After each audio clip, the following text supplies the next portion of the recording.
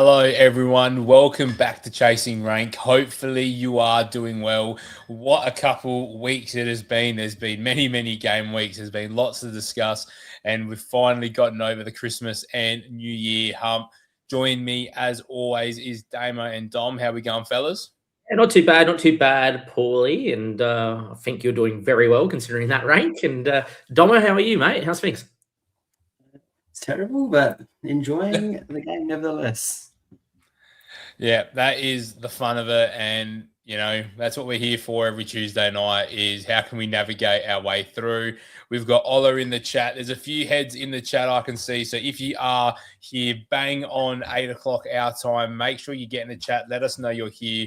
We do have heaps and heaps to get into tonight. As Damo said, it's been an interesting couple game weeks. And I think that's kind of reflective in where everybody's at. Like, I feel like the last 6 weeks I've just sort of held ground. I've had, I'd go from 40K to 10K, then back to 50K, then back to 20K. Like, the gains are marginal at the moment. And I think there's a lot of people that are doing the same. And with the midpoint of the season behind us, we've got chips to talk about. We've got wildcards to talk about. We've got so many variables now that ranks will start to fluctuate massively, I believe. I think we're at a point now where people are going to start going in different directions based off of their team. So don't be too scared if you move around a little bit. Just keep making good decisions. We're going to get straight into fallers and ballers because I'm sure we're going to have lots of questions tonight after our stream we did last week where I was left to my own devices. So worst on the week, Dom, talk us through 46 points last week. Fallers, ballers for your side. Ballers, obviously Theo, brought him in, cops a -1. I think he gets a yellow card, dragged at half time, and conceded. And the thing with that is he cops. Oh, now this is an interesting point because I've had this in the past. I've had players like Cucurella get sent off, and then Chelsea would concede more goals, and he lost points last year. So I wonder if that's a rule change because they've obviously gone and conceded another goal, and it's not reflective on his score sheet. So I think it is. It wouldn't have impacted you, though, because it would have had to have been 4 goals, I think, in order for it to be a -2. But regardless, interesting to know. Here's the first one. O'Reilly didn't expect him to get benched, so I think he's going to be on his way out this weekend, as he would be for a lot of teams. And obviously, I'm going to go Alderete. I don't know. I remember if they played. They played Brentford away, lost 3-0. Yeah. Well, there's a bit of bittersweet because onto my bowlers, I'll start with Semenyo. What a servant he's been, and how's the fairy tale? Last kick of a ball. Last second. Yeah. Wins a game at home to Spurs. He deserves it. He so deserved that. He's handled everything brilliantly too. Yeah, he's just been a gun. I'm so happy for him, and I love seeing players like that rise up through the ranks and get their moves. And I hope honestly hope he kills it at City. And then I'll probably go hard to pick. Haaland gets a goal, but the main one's Thiago. There's another 2 goals, I believe, or a goal and an assist. No, 2 goals. 2 goals. Yeah, I think he's scored like 16 goals this season or something ridiculous.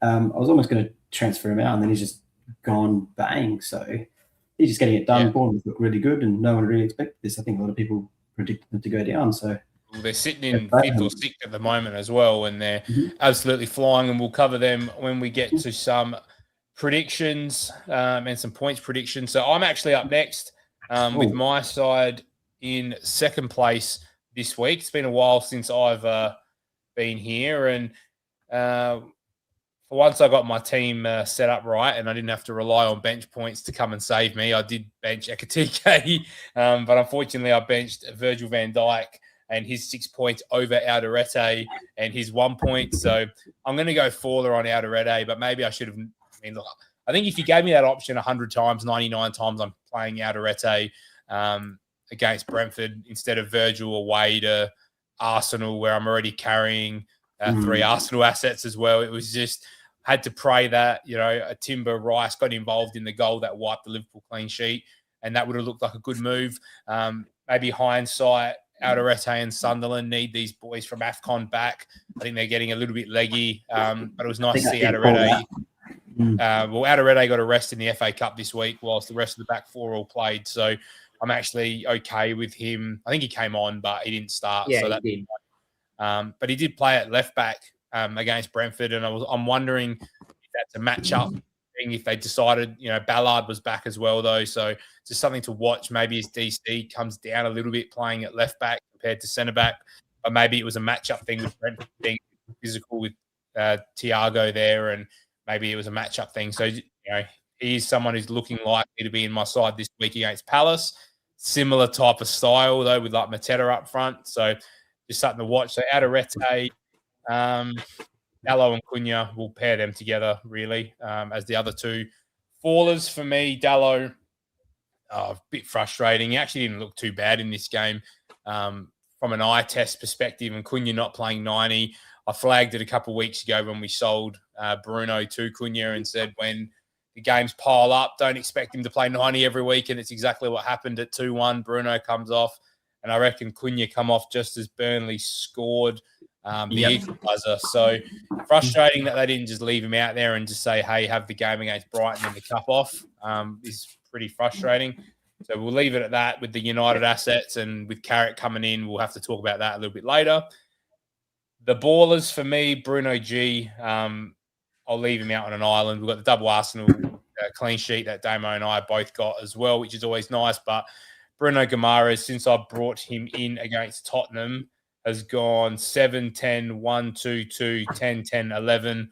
Absolutely smashed it. And Declan Rice has had similar returns since I've brought them in. And, you guys kind of slandered me a little bit on the podcast. Damo and I were pretty bullish on the Bruno one, but both of you tried talking me out of Declan Rice. And that's paid in dividends in weeks where guys like Thiago have gone off, the last couple of weeks. And I've been able to offset that with the Brunos and the Rices, which is why my rank, as I said at the start, hasn't really changed much, because a lot of people have had a high asset scoring 10 to 12 points, and then I've had a lower owned asset matching it, which has kept me kind of holding ground at my rank, which is always nice. So that's my side. It was a small red arrow of a couple thousand spots, so it's not a huge issue for me. And let's get into Damo's before we do a rundown of Game Week 21.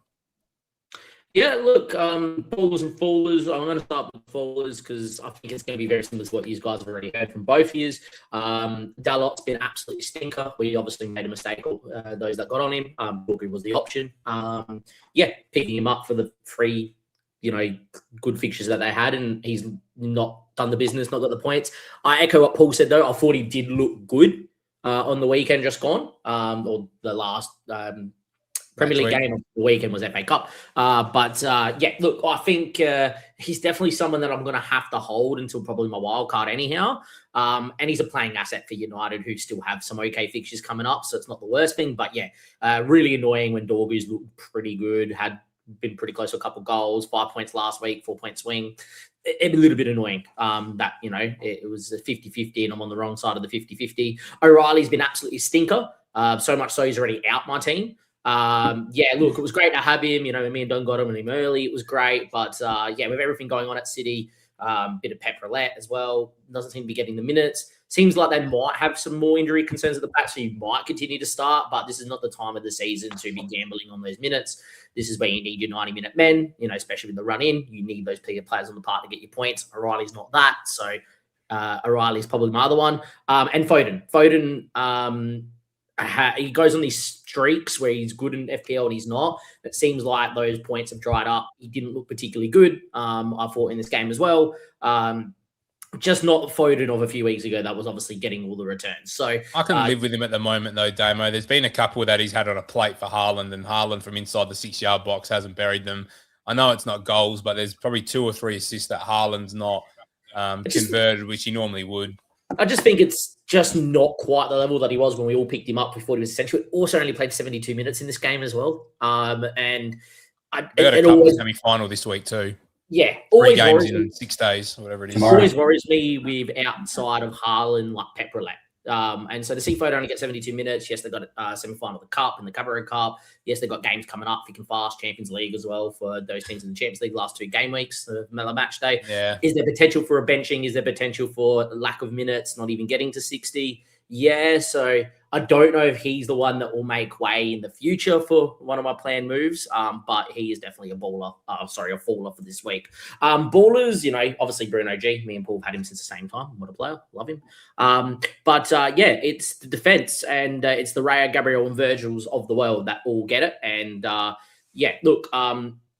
had to play it because of how my team was shaped up. I decided to go Gabriel for more DevCon than Timber for the assist threat. In the end, I wish I played all of them because I would have got another 6 points. And Virgil, I decided to play mainly because I thought Arsenal would dominate us and he would get DC in this game.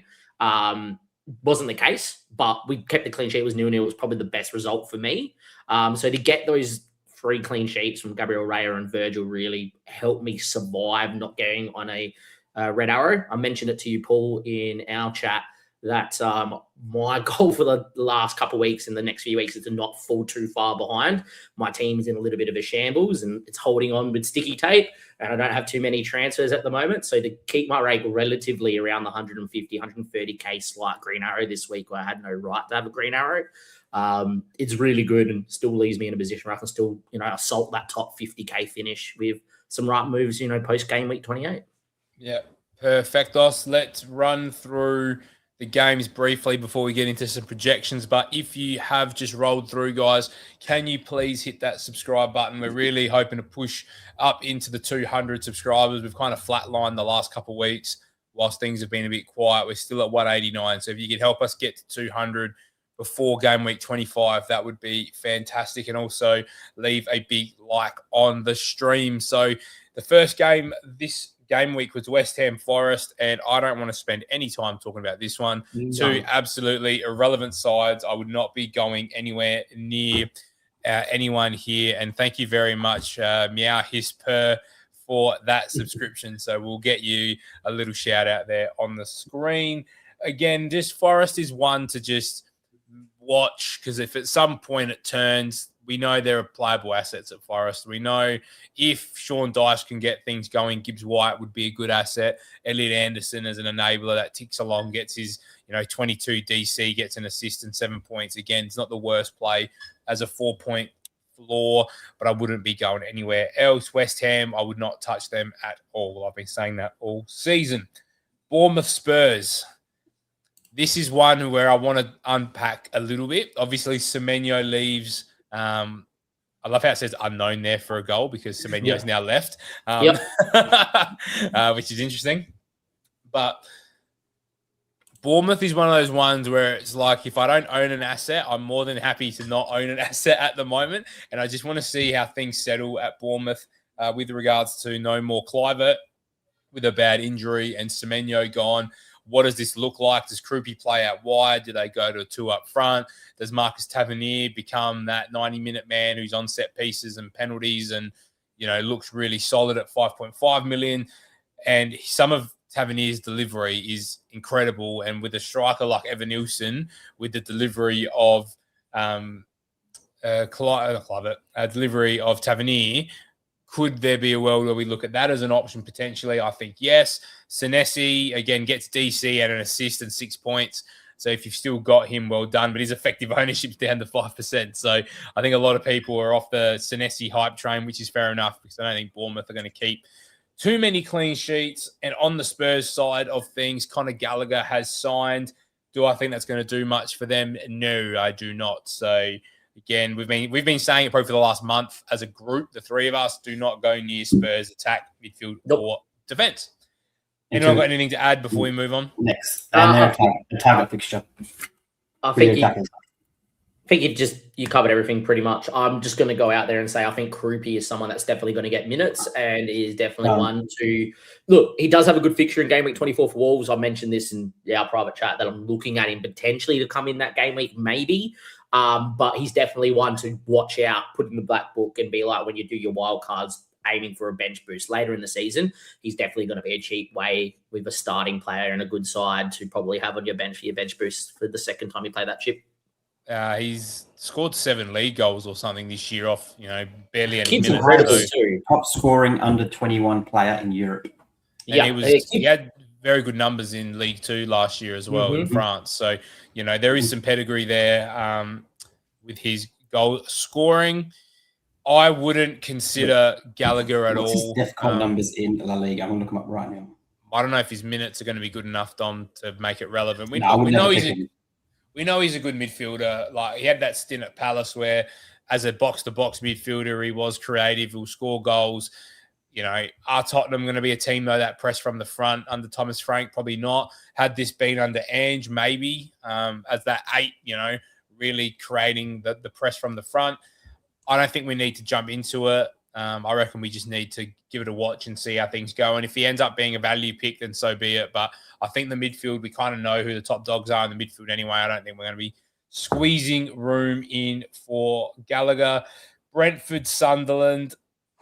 Although Sunderland conceded 3 goals in this game, I think away from home, they're going to be worse than they are at home. And that was probably my oversight. I probably thought this would be 4 points for Alderete, lock and load with DC.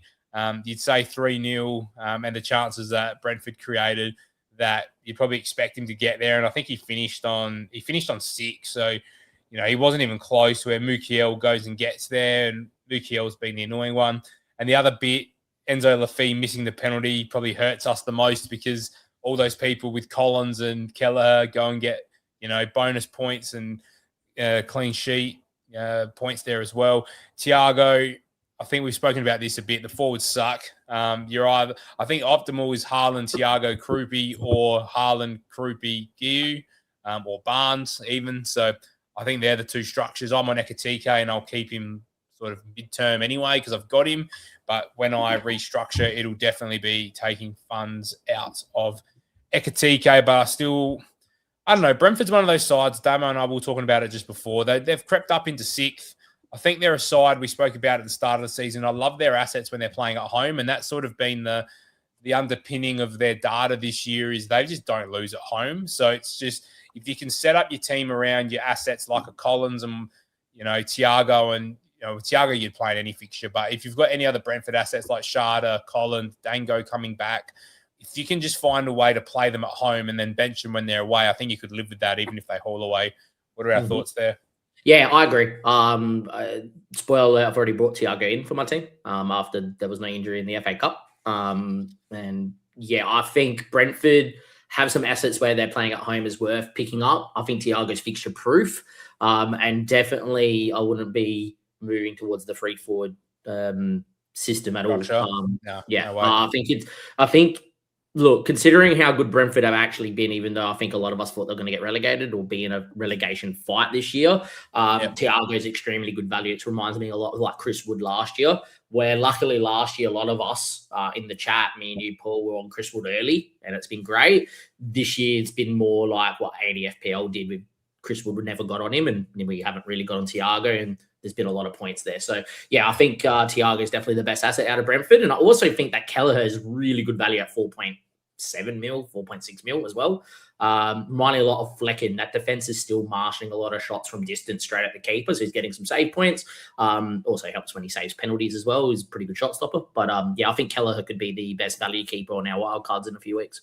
Yeah, when you're comparing sort of him, Sanchez, and Roofs, the extra couple, you know, 0.1, 0.2, 0.3 might actually be worth, you know, not even looking at the fixtures and just going, all right, well, you know, I actually prefer Brentford over like a Brighton as well. So like a lot of people talk about Verbruggen. I'm not huge on the Verbruggen one. I'm looking at making a goalkeeper move in the next 2 weeks from Raya. So I'm pretty much considering between Sanchez, Roos, and Kelleher. And it might just be I go the cheapest of those 3 and put that money into my midfield when Bruno's an option after the next couple game weeks. So it genuinely might actually make my decision for me and just go with the cheapest guy, because Brentford, Sunderland, and Chelsea at home are all going to be defenses that are solid enough. We should be fine. So we'll talk about that a bit later on when we get into projections. Palace, Villa, 0-0. Probably a good result here for Crystal Palace.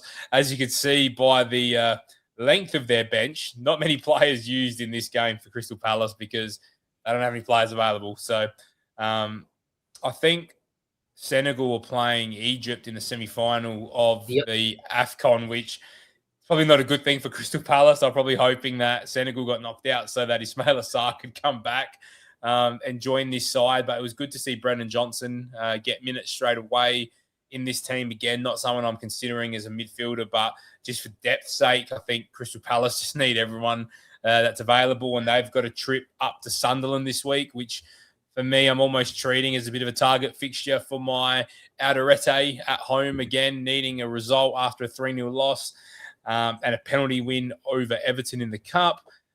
Again, I don't think there's heaps to talk about here, but Palace getting knocked out of the FA Cup as well probably is a good thing for them. I know they're the holders and you don't want to lose in the third round, but I think they just need a break.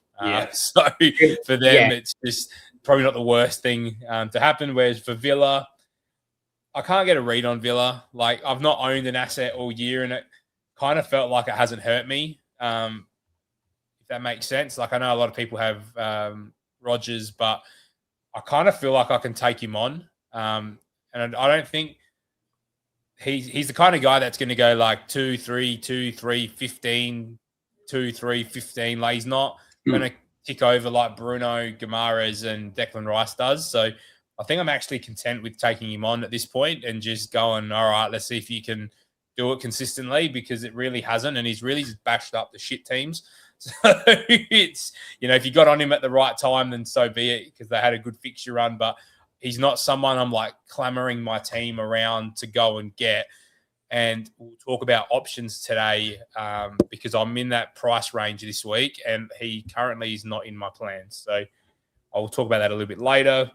I think the most not non-eventful, but this pissed me off because Mane, shout out to Raptor. He's probably not watching this, and he probably never will watch this, but he has spoken about Mane for 3 weeks, and he's practically returned every week, and no one's got on him. And, Wolves are showing a bit of fight. We said that they were easy beats. Granted, was a Everton down to 9 men operation.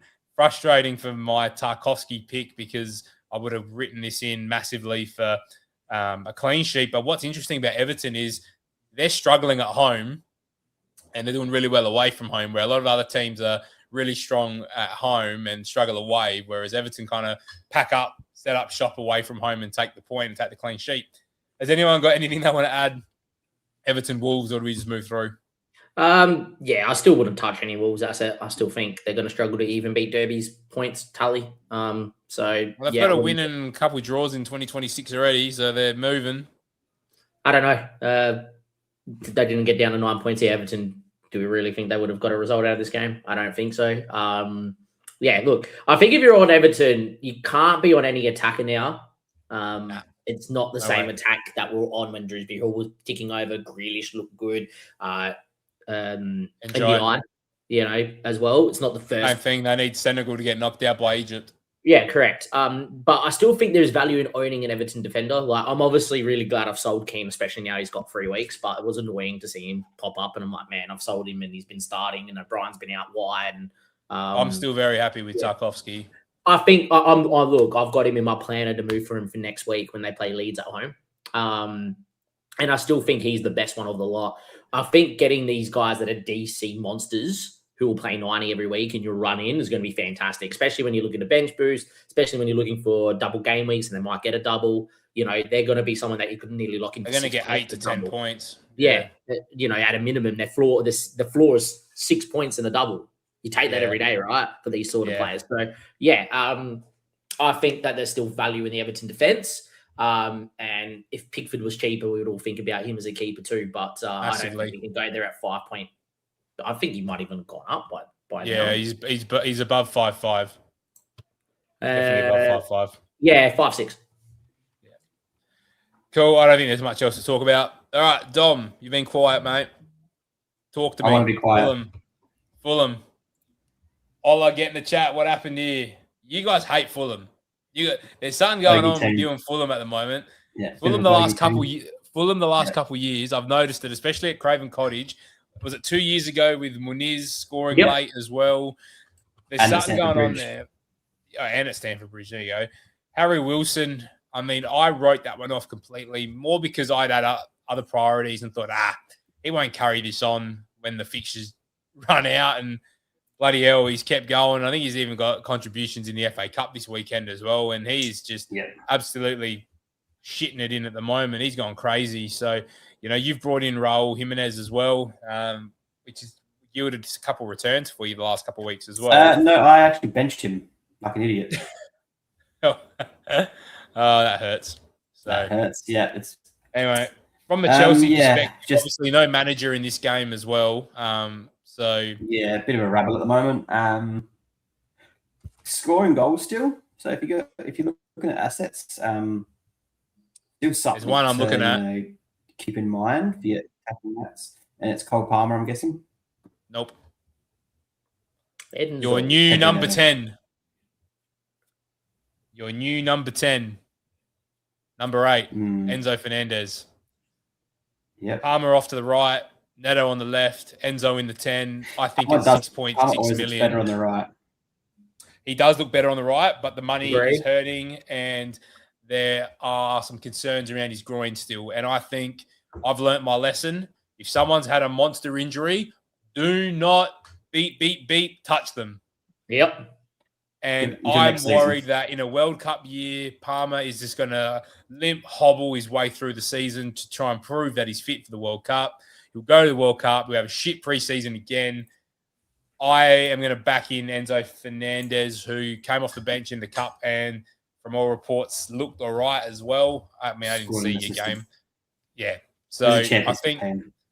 it was a championship team, but he's the kind of player this year that's been carrying a little bit.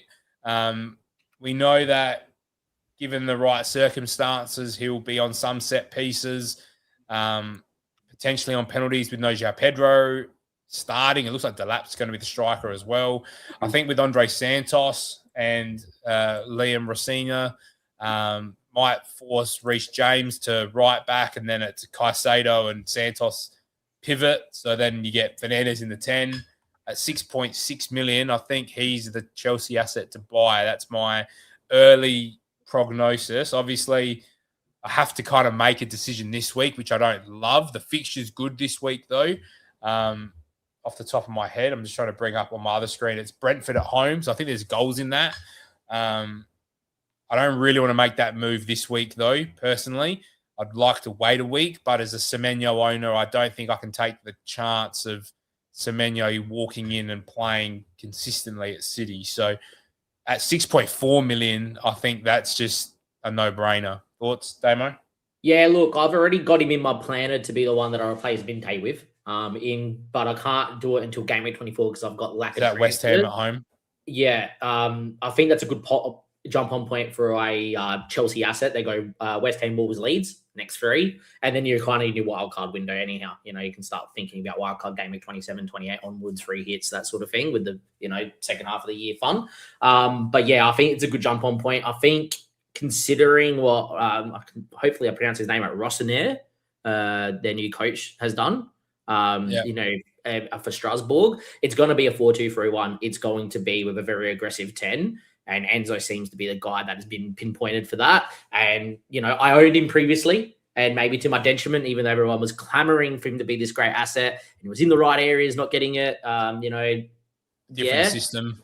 Yeah, I think that this will suit him down to a T. We know how good of a player he is and can be. And I think for 6.4 with those fixtures, it's too good to pass up. My question to Dom, though, is there any other assets that you would recommend from Chelsea for this fixture?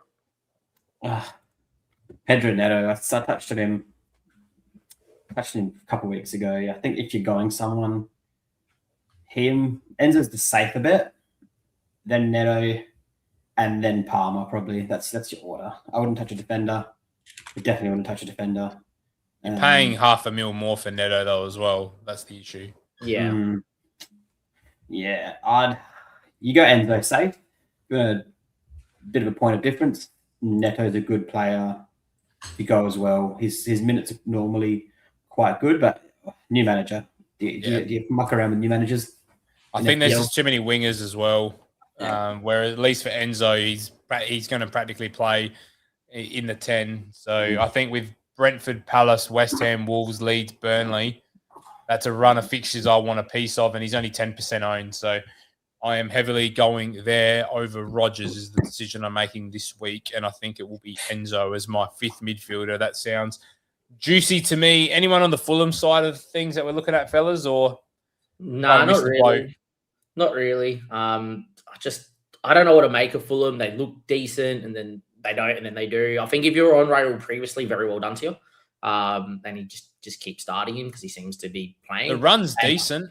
Yeah, I know. Leeds, Brighton, United, Everton, City, Sunderland, Spurs. Yeah, like there's definitely jump on points. I think like game week 25, Everton, you then get City, unfortunately. And then Sunderland Spurs is not bad. You can probably get on them in 27. I think they're a team that you don't invest in right now, but they're a team that you're probably looking to target on a free hit week or maybe for a bench boost. There might be a team that we might even look at on a wild card if we're looking to bench boost in a future game week, if they have those good fixtures. If you trying to do that earlier, then maybe what the meta's probably going to be. But like, yeah, I think they're a team that you could jump on them now, but I think it's pick your week. And I don't see the spots. I don't see the spots available. Like, I think if I'm looking at 5 midfielders, I don't think Harry Wilson gets in as the 5. Like, if you spread your money well enough, you shouldn't need him. Defensively, I still don't love them for clean sheets. Like, I owned Anderson for a very, very long time and didn't get a lot of clean sheets. Yes, I got a lot of DC out of him, but it's kind of frustrating. You couldn't get the next layer like you could with a Brentford. And then up front, I think Raul's in that weird spot where it's like you're either going Haaland, Thiago dead spot or Haaland, Krupi dead spot. So it's kind of like weird pricing up front as well. So I'm probably not looking there, but they are playing very well. City, Brighton, I don't really think much changed. Obviously, the minutes for City is something to be mindful of. Bit of rotation in this game as well. Maybe a bit of arrogance from Man City, thinking they'd get the job done. I am fine holding Foden and Haaland. I can understand the O'Reilly issues, but again, he's played a lot of football this year. If you've had him for most of the season, I think you can just write it off and go, yeah, fair enough. It's going to happen at some point. I don't think Allien's going to play heaps of minutes in the Premier League and get DC. So, like, if you don't need to make that move, I wouldn't bother with United away this week. I think City will win that comfortably. Brighton, are we looking at anyone from Brighton, fellas? Damo is a Minte owner. Yeah, I'm trying to bin Minte off. I know he's got an injury, and I know that when Minte comes back, he could be really good. I just think there's better, cheaper enablers, or if you have the funds like I do, shift it to the forward line. Yeah, it's only a little bit to get to Enzo. Right? Yeah, like, so if you've got money in the bank, I think, selling a asset from Brighton's probably pretty good. I think if you've got a Brighton asset that keeps DC a lot, I think it's an okay hold. So a defender. Only Van Heck. But I think, literally what I was about to say, the only one I think of that is Van Heck. And I don't think there's many people here that actually own Van Heck. I don't think they're a team we're looking to target at any point. Again, with the chips coming into play and fixture runs, there might be a week where it's worth a punt on a free hit, right? For one of these guys. I think we need to be mindful. Pascal Gross is back as well, so he'll probably take penalties too. So, kind of takes a bit of the appeal away from the attackers with him on pens too. And Verbruggen, look, I don't hate Verbruggen as an option, but he's not amazing. I could definitely go without him. If I was being honest with you guys, I don't think he's a must-have goalkeeper when there's other options.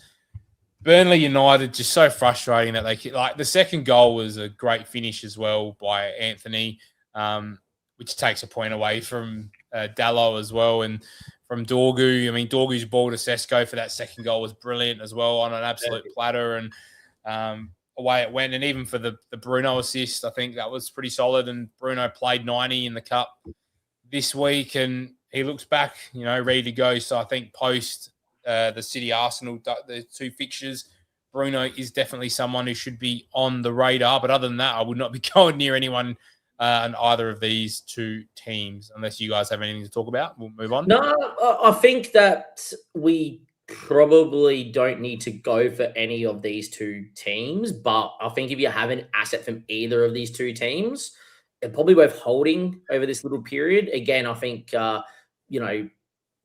if they're going to play 90, so if you have like Cunha, it might be a little bit too sideways to get the Bruno, especially if it's for two moves. And I think it's important to realize that I feel that keeping that transfer so you can stay flexible at this period is probably the most important thing. So just weigh up, is it worth the move to get rid of one of the players from these teams? Also, would a knee-jerk and start getting Burnley attackers in as well? I think this is no. flush out the pan. No. The most annoying thing is I've gone Bruno to Mbuemo back to Bruno to Cunha from the injury. Yeah, it's the annoying, cycle. but It's not great, eh? Yeah. All right. This was the most fun game to watch of all time, and following this on Goal Rush was incredible. And Bruno Guimaraes was inches away from a second assist as well, at the death there, but Sven Botman had to go and get in the way of it and take 3 points and potentially another 2 bonus away from us. But another reason why I love the Newcastle attack, again, Voltemade benched for Visser, and then we saw them start together in the cup. It's just a shit show of these two at the moment. But Bruno Guimaraes is the guy once again. Steps up with the penalty, so no Visser on the pitch, no Gordon on the pitch, and it was Bruno who stepped up for the penalty. So pretty much can say Voltemade is probably not going to take another penalty, even though the one he did take this year was incredible. Looks like Bruno G will have the penalties as the third case or potential second case option, really, because we don't know if Visser would take them. But nice Jackie getting captain Bruno, which was a nice gain over Haaland.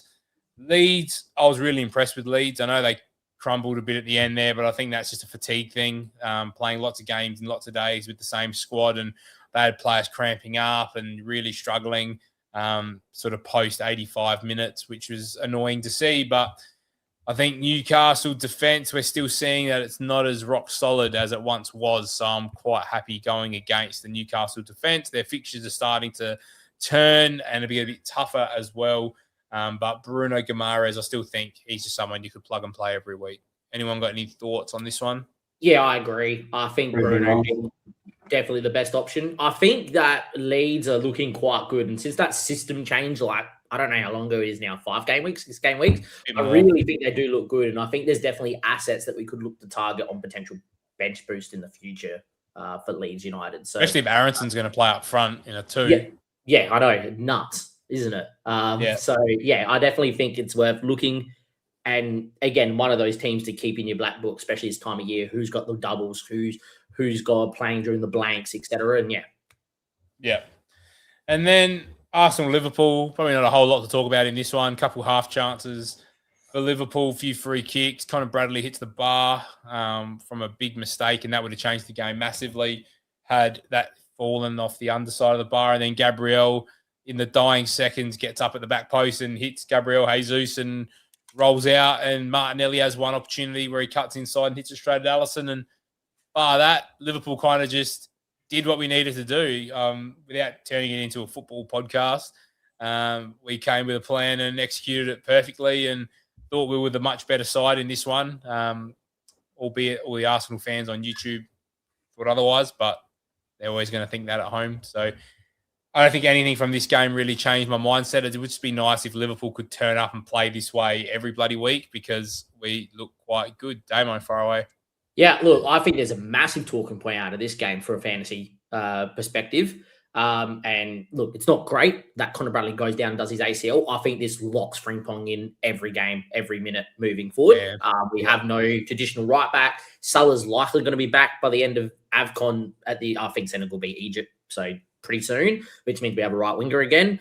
And from game week 20, Frimpong's look good out wide as on the wing too.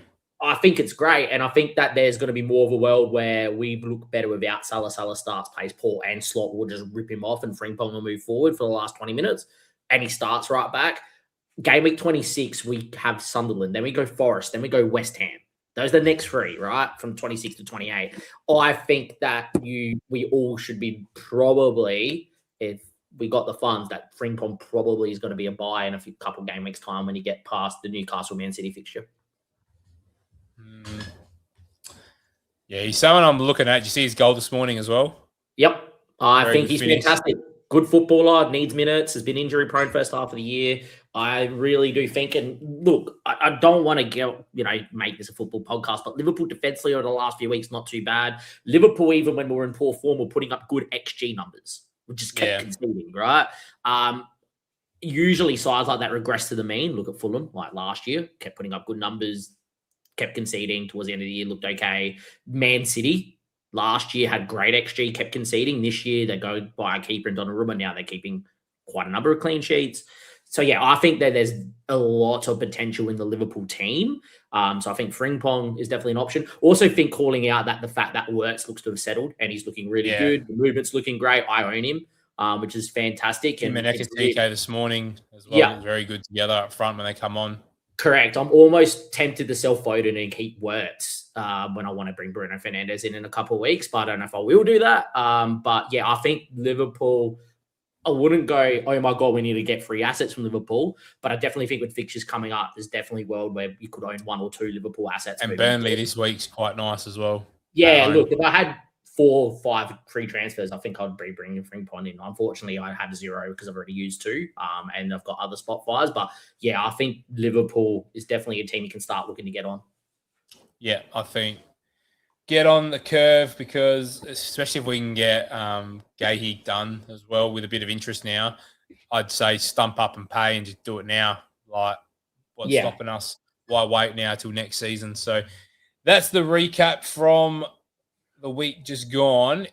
As I'm setting up the points predictions, if you could hit a big like on the stream and also make sure that you do subscribe because there is some decent numbers floating through tonight and we've picked up the 1 subscription. So if you could help us out, that would be absolutely massive. So obviously, as always, Erling Haaland is the number 1 projected option. Bruno Fernandes comes in at number 2, and this is good timing here. So God, AEM, with Man United being home and having Mbeumo and Bruno back and everybody captaining Haaland, would you think Gabriel could pay off? I've seen a lot of people talk about Gabriel captain against Forest. I just couldn't do it. I think United are still going to concede goals. So United might score goals, but they're going to concede goals. So I would just continue captaining Haaland. But Bruno is definitely game week 24.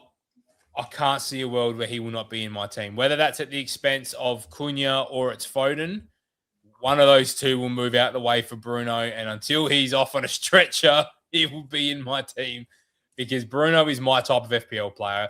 In the new system with Michael Carrick, it'll be same thing we just spoke about with Liam Rossiter, 4-2-3-1, in the number 10, on penalties, on set pieces, routes to points.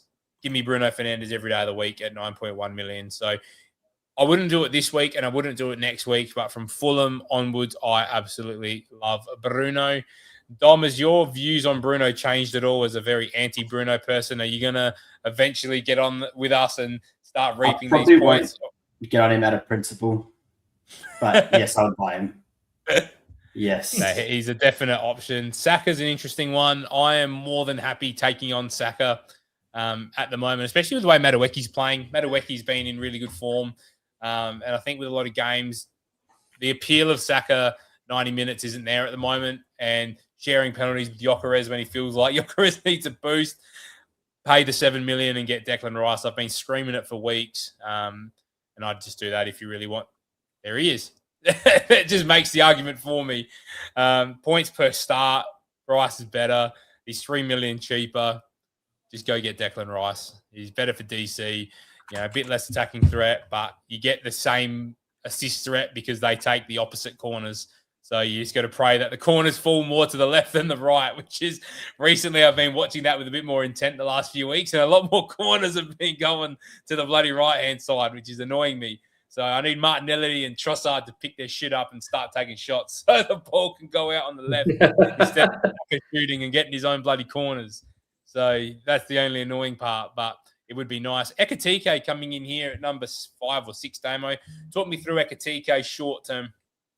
I think short term it's meh. Like Burnley's great, Bournemouth, Newcastle. Bournemouth are pretty solid. Newcastle, and then it's City. It's like the first 4. I don't know if I would go out and buy him. Like, yeah, this fixture's really good against Burnley, right? But I would probably wait until we get to game week 26. Sunderland also is already home as well. But yeah, look, Ekatike is a bit of a weird one. I'm just riding him through 29. Yeah. point. He come on and scored, looked sharp. He played 35 minutes today as well. So they wouldn't be building bringing him up on. fitness again. I still think he's worth. I wouldn't be buying him. I just don't look. I think he's a good asset, but how does he fit your team's shape and setup? I feel like 8.9 million when you can get Thiago, who's quite fixture proof for 7.1. You've got Krupi now, who's starting at 4.5, 4.6. Sorry, you got Haaland, who's obviously 15 mil, a lot of budget, and all these midfielders that are really good pickups, like Bruno Fernandes for 9.1 per the 8.9, for instance. If you can get the Bruno Declan at 7.3, you don't like Rodgers. I love Rodgers. That fixture runs insane to the end of the season. Yeah, I just think that there's more value outside of Ekatike. Ekatike, the footballer, I love him.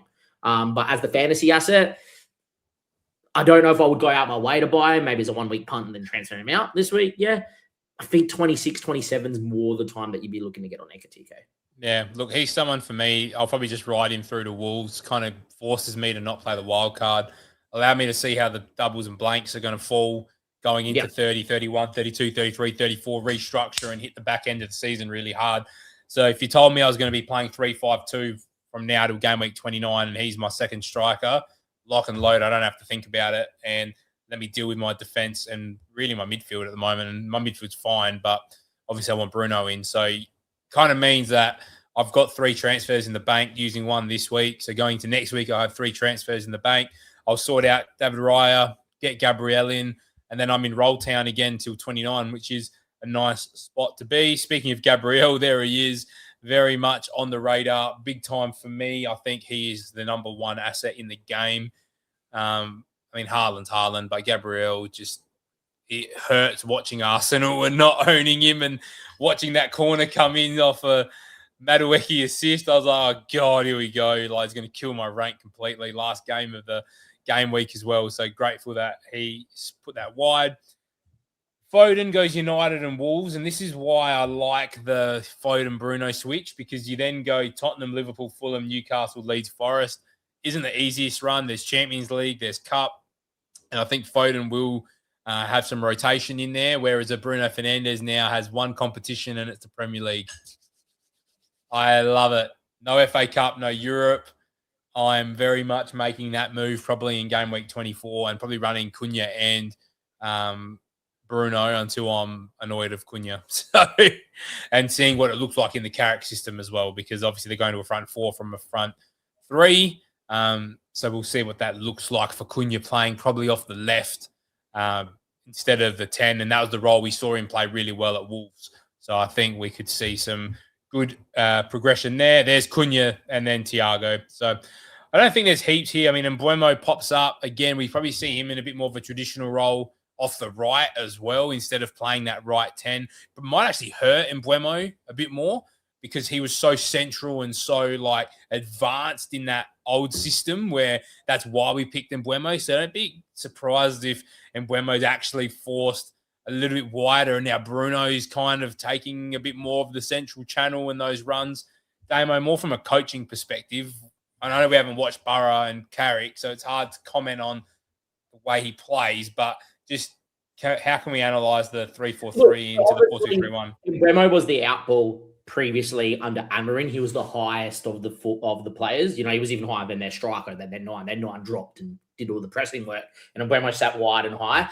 I think from that point of view, it is definitely maybe a detriment, but I will play devil's advocate, and I think that he's going to be a great asset. Obviously, when he played over at Brentford, right, when they played in their weaker games, he played up front as a 2, but in their stronger game, against stronger opponents, he did play out wide on the right, and he was still that outball being in a wider channel. And I feel like we're still going to get Mbeumo being high and wide, but I think he'll have more assist threat because he'll be the one on the break. He'll be the one that gets the outball on the break, beats a man, cut back to the 10 or the 9 or the other winger, goal. So I think he's still got potential. I actually think he's still going to be better than Cunha. He's also someone that very naturally on the right-hand side loves to get on that left and shoot. And players that take a lot of shots are players that do well in bonus. Players that take a lot of shots obviously have great routes to goals. So I actually think where it's not going to be as central, I think he's going to find himself in a lot more one-on-one situations and a lot more familiar situations than what he was used to at Brentford when he was playing against harder opponents. And I think that he still could be a very good asset playing out wide on the right. Yeah, He is just a good footballer. I worry with all the travel and the games that he's had to play as well. I think he's someone that you get on from 26. See how he comes back, see how he integrates, see how he looks. And then game of 26 when they play West Ham might be the move. I just know from experience that Salah drop-offs every time after AFCON, like these tournaments mid-season just have such a detrimental impact on players. It's just it's a huge disruption, especially those that go far. You know, they go to really hot, humid climates, you know, all over Africa. And, you know, the physical toll, I think, doesn't get spoken about enough for that. Don't think we really need to go into too much detail here. It's interesting that Enzo Fernandez hasn't popped up on this. I'm more intrigued to see where he pops up. Like somehow like a Mbuemo's predicted points are higher than Enzo, but Mateta there wouldn't go there. 26, 27, 28, 29. That month actually looks quite nice. Burnley, Wolves, United, Tottenham. With Burnley and Wolves at home, again, would I be using transfers up front? Probably not at that point. But, you know, if you want a differential, he could be in 26. Palmer, I'd be looking at injury news because it sounds like the groin has flared up. Bruno G, Damo and I absolutely love him.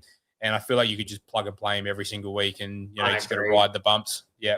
Yeah, even game 26, 27, where he goes Spurs City, I still think he's just plug and play because he does do decent for DC in those harder fixtures as well. So, you know, don't expect that he'll get DC in those games, but he does have roots to DC too. Yeah. Gakpo wouldn't go there.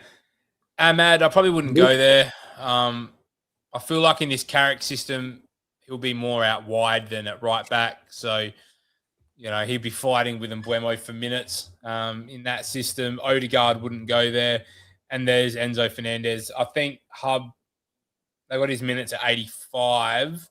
So it's intriguing. They've got him sort of in that 4.5-ish to 5 points a game. It's probably factoring in these two games here where most sides have green runs pretty well all the way through. So, you know, why is Palmer... Oh, maybe because 4.5 must be the threshold. For 4.5 is the threshold. So 4.6 goes green and 4.5, 4.4 is yellow. Yellow. This is where Hub and models are great to help you with your decision making, but aren't the be all and end all. Because we think Enzo's a much better pick than a lot of these guys we've spoken about.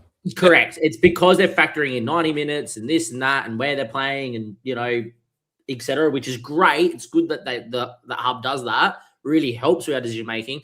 But you can definitely make a pretty strong case, and I think you'd poll this chat, everyone would agree. Enzo's going to outscore Palmer because Palmer's going to have a lack of minutes. Where Hub is like, oh no, he hasn't factored in the groin news yet, etc. So I wouldn't read into that too much. Yeah. Well, Palmer's there at 75. You know, do we think Amad Diallo is going to play 90 minutes for the next 7 game weeks? No way. Coming off of AFCON. So they're the things just to keep in mind. Timber and then Romero, we're going to end it there, I think. Yep. So let's get some questions in the chat, guys. We've got probably 10 minutes or so to answer your questions as well. What are your benching dilemmas this week? What are your, you know, transfer dilemmas? What are some, you know, this or that type scenarios that you want us to go through? You've sort of got us now for a little bit of time. Make sure you do hit the like button on the stream as well. We're still sitting at 190 subs. As close as we can get to 200 would be much appreciated. If you are coming by and seeing the streams regularly, it would be much appreciated if you could hit a big subscription on this. We're only sitting at 8 likes as well on the stream, which is quite low. And our floating view numbers have been a lot higher than 8. So if you could do us a huge favor and punch that like button as well so that we can get that up over 10 for the night. So, Damo, do you want to just talk us through what you've done this week ahead of the deadline and explain why you had to do it so early as well as we let everybody filter their questions in? I don't think I had to do it early for any particular reason. It's mainly because of, you know, there's 2 reasons. A, I missed the deadline last time, hence why I had to play Virgil, because I forgot about the deadline. I was going to get Tarkowski in. Worked out well. But the reason why I did it early is wanted to chase some price rise. Obviously, Thiago is going to probably go up in price again, and he's one of my 2 moves already, had 2 free moves. Walter Marte was in my team. Great that he got 5 points to end. Obviously, can't have players that are probably not even going to start moving forward. So I knew that once the FA Cup games were done for both Sunderland and Brentford that I was going to make my 2 moves. So Thiago comes in. I think that's just a solid pick. 90 minutes, obviously, scoring goals, fight some ownership.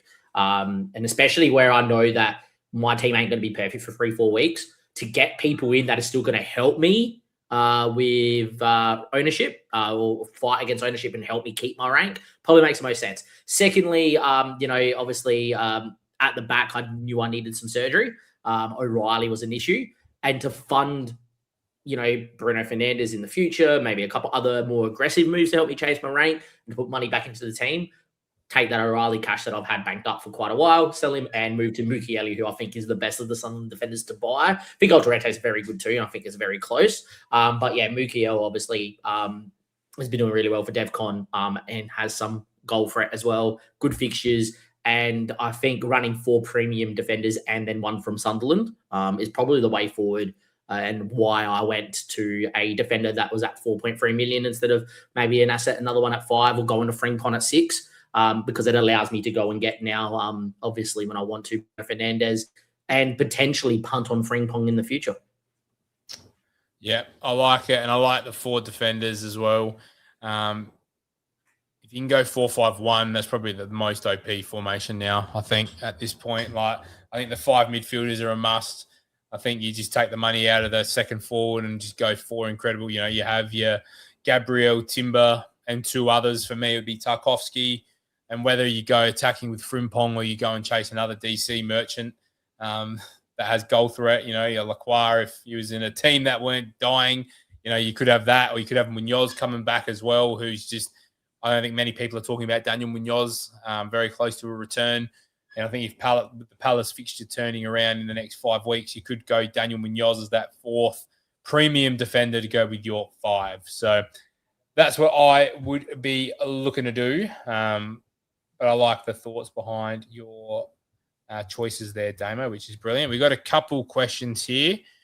DCL, Ekatike, Wirtz, or Rogers captain this week, fellas? Dom, what do you reckon there? Or Haaland? I really hope this guy. I really hope Jackie. Is this a captain? So we played Burnley. At the start. Yeah, we played Burnley. Jackie I don't know likes who Leeds play. Point of difference captaincies. So give me Ekatike. Damo? Look, I'm going to just stress that I probably would just stick it on Haaland against United as a pretty good record. But if you had to tell me to pick one of those, I think hands down the second best option this week is Wirtz or Bruno G. Wirtz against Burnley at home, he's looked fantastic. He's going to start. Ekatike may or may not start this game. So I'd probably go Wirtz over Ekatike there. Bruno G plays Wolves away. And I think if Newcastle are going to score, he's going to be heavily involved and is on pens at the current moment.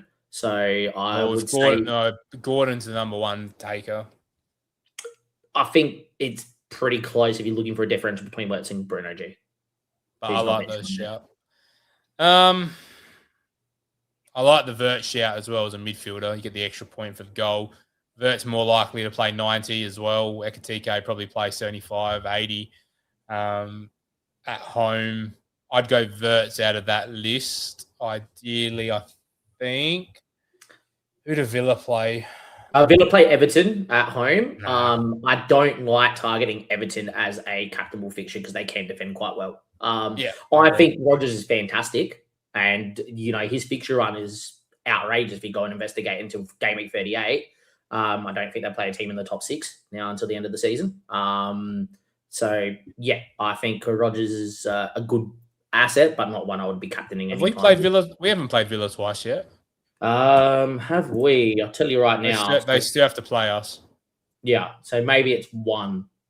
It's a good fixture run. That's all I know. Yeah, fair. All right, Ola hit the bench boost button the other day.